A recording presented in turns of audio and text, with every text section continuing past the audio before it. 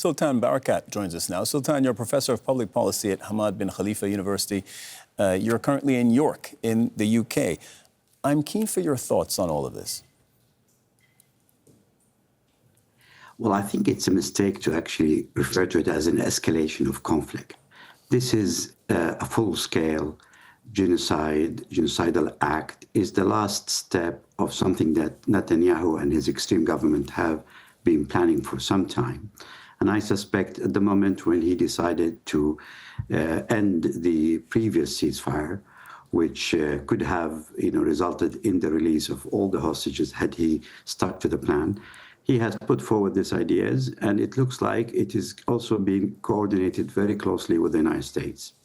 I think the visit recently by Witkoff to Israel and the fact that they took him to see the situation on the ground, he checked the Gaza Humanitarian Foundation and so on, and then they came back to announce increased funding and increased outlets, are all part of the same process. Netanyahu seems to be still determined to transfer the population out of Gaza, and something that we've been warning against for a long, long time.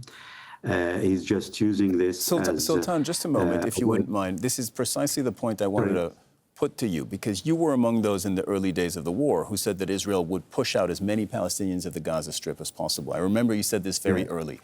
Now, the land grabs in the Gaza Strip have been undeniable. The forced displacement on a massive scale, also undeniable. But Palestinians are still in Gaza. Yes, they're suffering, but they're not leaving the Strip. So if the plan, as you say, was to push the Palestinian population out, it hasn't been working.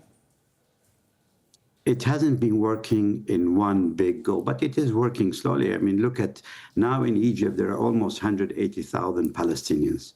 Roughly speaking, 10% of the population now is outside Gaza Strip, either because of medical evacuation or those who are the lucky ones with some connections who managed to make their way out. Mostly the wealthy population. Now the rest is trapped inside Gaza.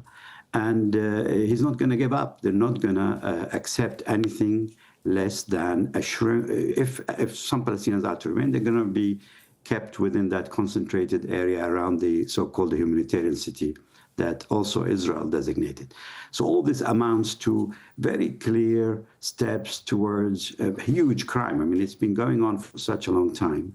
And what is really disappointing and disheartening is the way the international community keeps to be surprised by Netanyahu's announcement and actions and giving them yet another opportunity to correct. And earlier today, we were saying, the responsibility to protect as a principle that has been agreed by the United Nations and all its members back in 2005, this is the time to evoke it. This is the time to intervene in one way or the other. It has to be, physical intervention to stop Netanyahu from committing what he is announcing to the rest of the world is going to be a huge massacre. And Sultan, for the moment, Israel has done all this with near total impunity for 22 months. I mean, do you actually think that that will change at some point? I do note that there are increasing calls for sanctions on Israel, and that is new. Yeah, the mood has changed, I think, internationally. And what Netanyahu started with Israel being the victim, the Palestinians want to throw the Israelis into the sea and all that stuff. I think people can see through it at the moment. And the fact that he has not marked for himself where would be enough, what is enough in terms of killing and displacement and starvation and so on, has really started to change the world public opinion. And I don't think we should take it lightly, the way France have shifted its position in terms of the recognition of the state of Palestine. And even the UK, although it is kind of half-measure and half-hearted and still giving Israel the power, the veto power over whether they recognize or not, these steps are important. And I'm sure the wiser Israelis who are looking or now really are very uncomfortable with what Netanyahu is getting them into, recognize all of this. And ultimately, if more of those European countries, more of members of the Security Council shifting their position, will place the United States under a lot of pressure. And they're going to end up alongside the one pariah state in the rest of the world. If they keep going down this route. Sultan Barakat, thank you very much for joining us.